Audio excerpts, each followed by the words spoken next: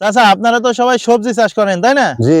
এই সবজি চাষ করে কি সব সময় লাভ হয়? না না, সব সময় লাভ হয় না বাপ। কিছু সময় লসও কিছু হয়। সময় মানে ব্যাপক লস হয়। ব্যাপক লস হয়। লস হয়। আসলে চাচা এই লসের কিছু কারণ আছে, সেই কারণগুলো আজকে জানিয়ে দেব, হ্যাঁ?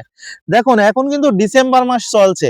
এখন যদি আপনি ফুলকপি লাগান, বাঁধাকপি লাগান, এর পাশাপাশি টমেটো লাগান, তাহলে কিন্তু এগুলো উঠতে ন্যূনতম ২.৫ মাস লেগে যাবে। তখন আপনার কি হবে?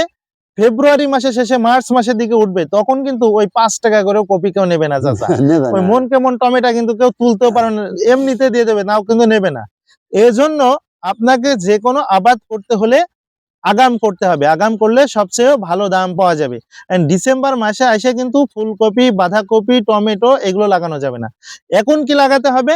এখন আপনাদের লাগাতে হবে কি? করল্লা লাগাতে হবে। অর্থাৎ উস্তে আছে, তারপরে ঝিঙ্গে আছে, জি। ধন্দুল আছে।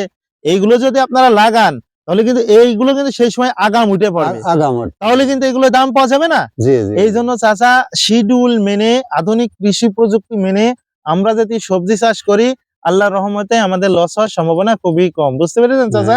আর তাহলে আমি যেটা বললাম এভাবে করা যাবে না? হ্যাঁ, যাবে, যাবে। তাহলে কিন্তু লস হবে না চাচা। যাবে। ঠিক আছে? জি। ধন্যবাদ সকলকে।